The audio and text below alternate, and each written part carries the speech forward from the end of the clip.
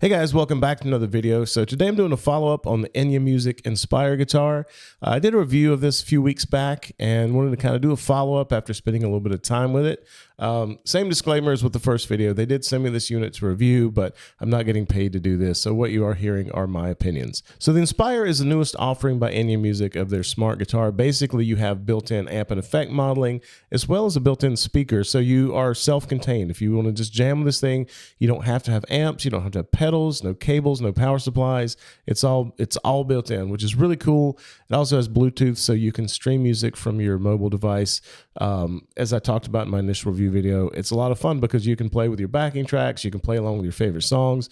You can do everything all built in one guitar without having to need external equipment, which is really cool. And of course, you can also run this guitar into any amp, effect, recording interface, just like any other guitar. And you can also choose whether or not you want to use the built-in amp and effect modeling while you're doing that, or if you just want to turn that off and treat it as a regular electric guitar. So it's super versatile. The previous model, which you see on the wall back there, the white guitar, is the Go Sonic. So there are a couple things that Enya Music upgraded on this guitar versus the Go Sonic. You have 15 watts of output versus 10. So you have a little more volume and a bit more control over the dynamic range of the guitar. Another thing they did is add compatibility with their 4-button Bluetooth foot switch, which is great because now you have access to 4 presets by hitting the foot switch without having to hit the button on the guitar to scroll through, which is very handy if you're playing live. So in essence, I could take this guitar, show up to an open mic, plug it into the PA, amp, or whatever, have all the built-in sounds and just the foot switch and call it a day, and have 4 different presets I could go with. Okay, so this is the foot switch. Super simple. Bluetooth connects, pairs to the guitar. You have 4 buttons, controls 4 presets. You have clean, overdrive, distortion, and heavy or high gain. So like I said, you can have your range of sounds programmed and just have this. It's small enough. Throw it in the gig bag. Also, Enya has a wireless system that I talked about in my video with the Go Sonic. So I could throw the wireless system, this, on a gig bag and show up, and that's it. I'm ready to go. I can just show up to a jam session, or if our buddies are all getting together to jam, this is all I need to bring. Super cool, super fun, very convenient. So I'm really glad they added support to the foot switch. It just adds one more layer of convenience on top of what they already had with the Go Sonic. So those are a couple things that could be considered, upgrades to this model versus the Go Sonic, but there's a lot in common as well. So it's not like the Sonic is now obsolete. They have the exact same software. They have the same amp and effect models. They both have the built-in speaker. They both have the ability to stream music. So feature to feature, they're very close, but again, you do have more output and the foot switch compatibility. In addition to that, this is more of a super strat, a Fender style guitar. You have 24 frets, 2 single coils, 1 humbucker, and you can run the humbucker in parallel or series mode with the control of a push-pull knob on your volume. You also have a tremolo system. So if all things are being equal, if the feature sets were the same, basically the stuff that I just described would come down to personal preference. Me personally, I've always enjoyed Fender style guitars, so I think I will lean more towards this. I like having the versatility of single coils and the humbucker. I like having 24 frets, the tremolo system if I need it. So while those kind of things are more subjective, and I wouldn't say an upgrade versus the Sonic, I do think they are very nice features and the guitar feels great. And as far as something that applies to both guitars, they're carbon fiber composite bodies and necks. These guitars are super stable. I've taken now 4 of these out of the box because I had a couple friends that ordered them and I set them up for them. And when I say set them up, it was more on the software side than the hardware. I've tuned these guitars and that's it. I haven't had to touch intonation or anything. And when I come back into the studio to play or wherever I'm going to be playing, usually the guitar's not even out of tune. And I play really hard. I'm pretty heavy-handed. And I've always, knocked guitars out of tune. If I'm playing a gig, I'm always tuning between every song or checking my tuning. This guitar is remarkably stable. Both of the Enya guitars are really quite stable in the way they hold their tune and just kind of the stability of the neck and the action and the intonation. So hats off to Enya Music for the way both of these guitars behave in that regard. So nothing but pleasant things to report on that front. So one other thing that I did notice a little bit of a difference in comparing the Sonic to the Inspire, with both of these guitars, if you push the preset volume and gain pretty hard and kind of over the line, go too far with it, you can get some unwanted feedback.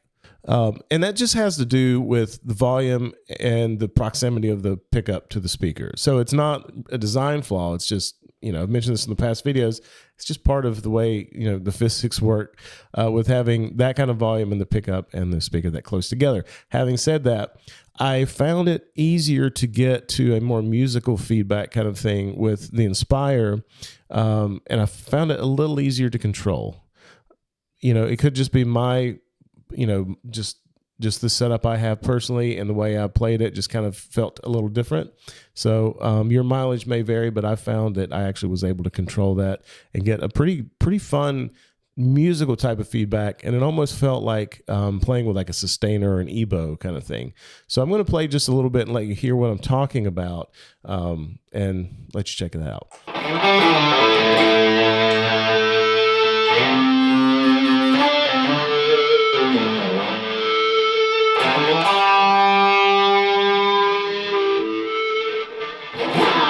Okay, so if you are in the market for one of these guitars, you will find some Amazon links in the description below.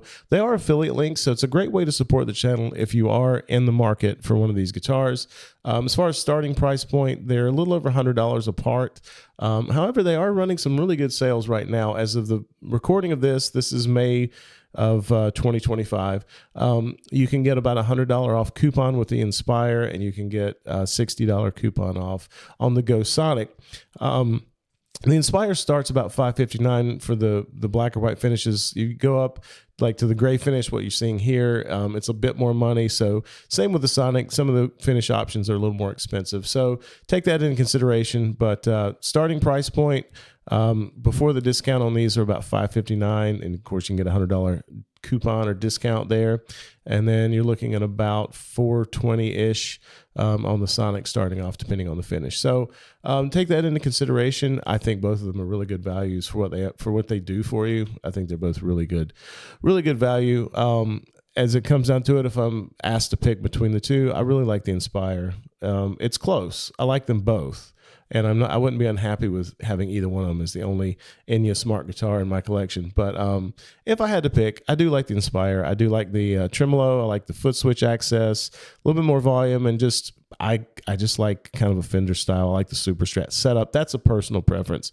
But if I had to pick between the two, those are some of the reasons I would pick the Inspire. So one of the things I wanted to do, which I haven't done in the previous videos, is I wanted to pull up the software editor and kind of walk you through how to set up presets, a few little tips and tricks, what I found and what I like in terms of how to get good tones. Okay, so here we are taking a look at the app screen. You have basically 4 presets per bank. You have 4 banks: clean, overdrive, distortion, high gain. You're free to set them up any way you like, but that's the arrangement. If you notice down here, and this is one thing I did not mention previously when I was talking about the differences between these two models, the Inspire and the Sonic. This speaker mode, as you're seeing now, are basically all the presets are active when the speaker is running. If I were to plug a cable into the guitar, it will switch to external mode. So essentially you can have completely different presets dialed in for when the guitar is plugged into a cable, and the meaning it'll be running into amp or recording interface, and completely separate presets for when you're just using the speaker, which is really cool. Because when I did a little bit of recording for the video when I was doing the Sonic, I had the presets dialed in for the speaker, but I had to use a different preset when plugged in, because it's just different. It's you're not hearing it running through the speaker. You just need to dial it in a little bit differently. So the fact that you can now have 2 completely different sets of banks and presets, to me, is a really nice touch they added. That really kind of, it's a nuanced thing. And could you be okay with all the presets if you only have one mode like with the Sonic? Yeah, you can work around it, but it's just a nice touch. It was, I thought, really well thought out and very player friendly to give you more options that way. Okay, so let's take a look at the preset. We're in the clean right now. You have 2 different amp models. You have a deluxe clean and 100 distortion. The distortion amp seems based on the Soldano is what I take of it. In this deluxe clean, I'm taking it as like a deluxe reverb. So very simple controls: volume, master, bass, middle, treble. You can do it accordingly. I've got the master volume up, which is basically the volume control. And then the volume, I've got about half, because the more you push it, the more drive you're going to get out of it. EQ to taste. You have a post EQ. This is maybe the most powerful effect on here, because it makes a really big difference, and you're giving a lot more flexibility with what you're able to do in having this after the amp model. So we'll come back to that, and I'll show a few examples. Modulation, and you just can drag these up and down to turn them on and off. You have chorus, and you have tremolo and vibrato, so you can change those up. The controls are pretty much the same on all of them. You have a noise reduction, and this is a very powerful effect. Going back to when I was speaking about the feedback issue and noise issue, to me, noise reduction is a must, especially with the higher gain. In addition to feedback, it can be a little noisy, but when you're high gain, like, you're going to have that. I mean, if any pedal or anything I'm running that is high gain, I always have a noise gate on. So, but this is really cool for being able to, harness in that feedback issue I was talking about earlier. And basically, if you're not familiar with the noise reduction, the threshold is what you want to use to get to the point where, when the noise reduction kicks in, that threshold control sets that. So attack is how quickly it's going to start, and then release is how it, quickly it's going to let go, and then your hold control. But threshold is the one. Like, that's the main parameter you want to dial in. The farther back you go, the sooner it's going to kick in, and then the higher the setting, the more it's going to go before the noise reduction starts doing its thing. You have a delay block, just a simple delay. Your time, level, feedback. Pretty basic delay controls, and then you have a reverb with level and decay. So it's pretty straightforward, but you are able to get a pretty good variety of sounds, especially playing around with this 5-band EQ. So right now, this is the clean setting.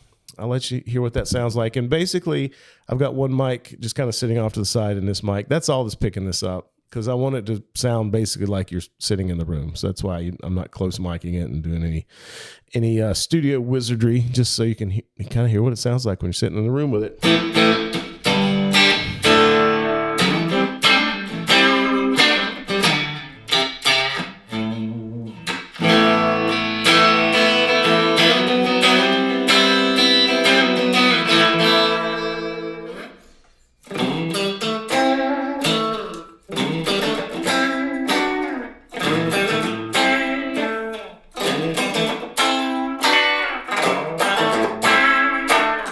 So there's the 5 different positions. With clean, I'm going to probably stick more to just the neck pickup. I like that Stratty single coil neck, especially with this kind of setup. If we wanted to throw some delay on there, we could do that. So yeah, it does what a delay does. At any point, any changes you made when you're ready, if you want to save it, it's pretty simple. Just click save. You can rename it there if you want. Click save again, and you're done. So I want to talk about the EQ block for just a second, because I think this is a very powerful block in the chain. In this specific example, I'm not really using it for tone shaping, but I am pulling a little bit of low end out, low end, like 80 hertz, which you don't really need so much of with an electric guitar. And then I'm bumping up the pre-gain. So I'm essentially using it as a post amp boost, just to give us a little more life to it, a little more volume to it. And in this case, I really didn't feel the need to do any quote unquote tone shaping with the EQ, but I'll let you hear the difference. So this is without the EQ engaged.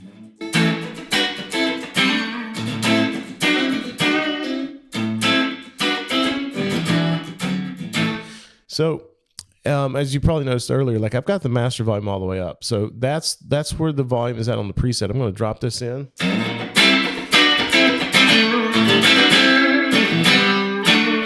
It's just more. More is better, right? More is always better. And a little more high end coming through as well, even though I'm not boosting. Just having the extra volume is going to naturally push up the high and lows. Another reason I pulled a little bit of that 80 hertz out. But if you're into a preset, because this EQ is post amp, The EQ controls are very powerful because you're essentially adding exactly those EQ boosts and cuts. If you have an EQ before the amp model, you're adding the same boosts and cuts, but then it goes through the amplifier, which is its own set of EQ filters. So I like the decision they made to put the equalizer after the amp to kind of give you that ability to kind of finish off the tone however you would like. All right, so if we come over to overdrive, essentially I'm running the same setup. The only difference is now I have this volume pumped up all the way, which is going to give us a little more overdrive.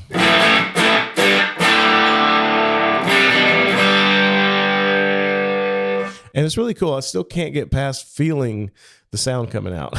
It's a really cool feeling. But anyway, so this shows kind of the versatility of all that feedback I was talking about. This shows the versatility of this deluxe clean because you can really use this volume control to dial in your gain. And as I talked about with the equalizer, like right here, I don't have the pre-gain push like I did with the clean because I'm getting more volume already because I'm pushing it into overdrive. But this gives me the opportunity and the option to pull a little more of the low mids out. So without it, it would be like this,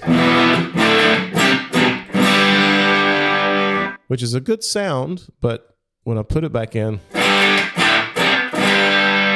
it just pulls a little bit of that muddiness out. And it's personal preference. You may like it better without that cut, but just to show you the power of having this post amp, I think it's really, I love it. I love having that option. So that is and if I don't want to save this, I'm just going to hit cancel, take me back out of the screen. We'll go to distortion. I think I'm using yes, I'm using the 100 distortion.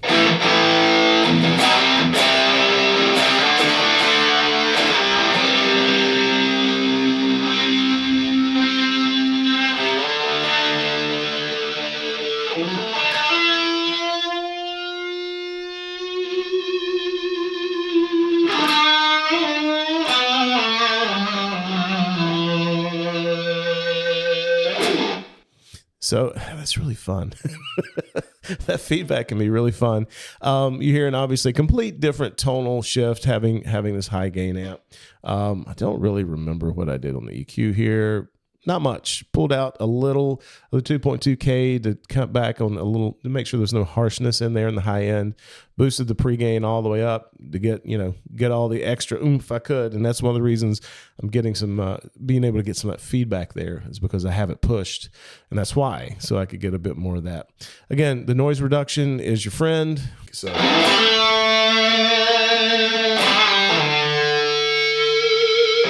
super fun. Lastly, we'll go over to the high gain. Essentially, it's basically like what I have set up with the distortion, but I've just got a delay, and I think I've maybe pushed the gain a little more. Let's see what I've done with the EQ. And I just pulled a few of the frequencies out to clean it up. A little bit of boost on the pre-gain. So.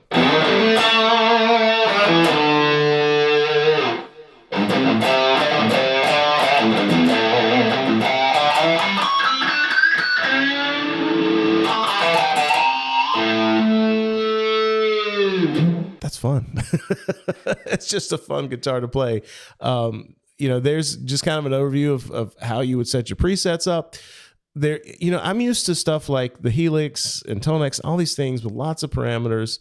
And I love that. I love the flexibility of being able to have 30 blocks in a preset, all doing some multiple compressors and delays. Love all that stuff.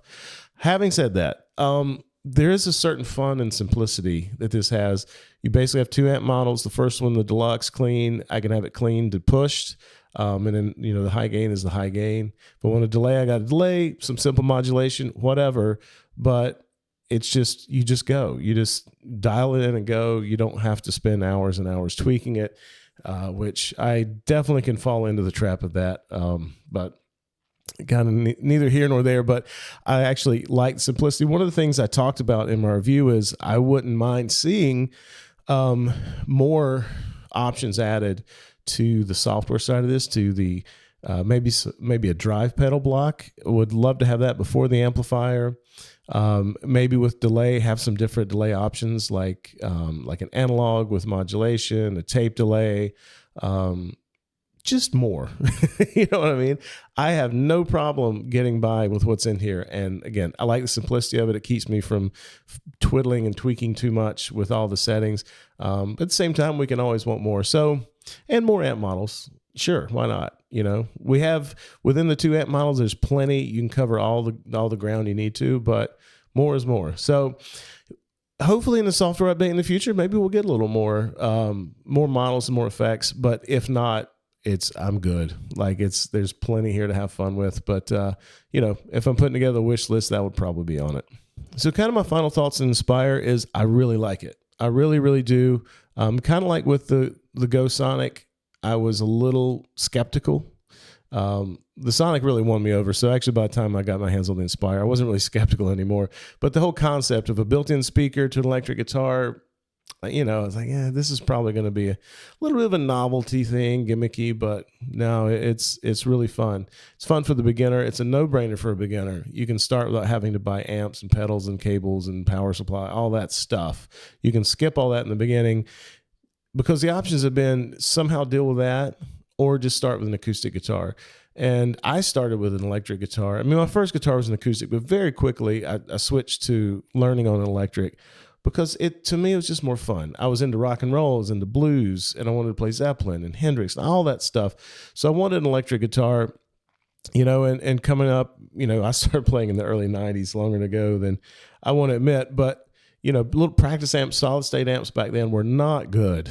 Like, not at all. So it was a challenge to, you know, to sound like what you heard on the records you listened to without having a very big, expensive tube amp and learning that whole side of it and finding the budget for that as a 15-year-old was very tough. So if there had been something like this back then that sounded as good as this coming out of this speaker, and then also just being able to find just a very simple, clean amp and run this into that with these sounds. I mean, that would have been phenomenal. And being able to stream, I know back 30 years ago, there wasn't Bluetooth, but anyway, like if all that was there and I could stream music to play along with and practice with just through the guitar, needed nothing but the guitar, man, that would have been great. Fast forward to, you know, someone like myself who's been playing over 30 years, I'm still finding very fun things to do with this guitar, and it puts a smile on my face when I play it. And honestly, at the end of the day, that's what it's about. Like having fun, you know, to be honest, sometimes I'll get burned out if I played a lot of shows or whatever. You know, I've been doing so long, you can get burned out. But every time I pick this up and turn it on and, you know, I can actually feel the sound coming out here and play it, it puts a smile on my face. And that's really cool. I have very much enjoyed that aspect of it. So I encourage if you have any interest in this kind of guitar, check them out. I think you'll enjoy it. Again, if you want to, the links are in the description below if you want to check it out. But, you know, I have nothing but good things to say about them. If you have any questions or comments about these guitars, please put it in the comment section below. I'll do my very best to help you with any questions you might have. And, you know, hopefully you'll enjoy it as much as I'm enjoying it. So as always, thanks for checking out the video. I appreciate you guys. And please like, comment, subscribe, share, but you know what to do. And until next time, we'll see you.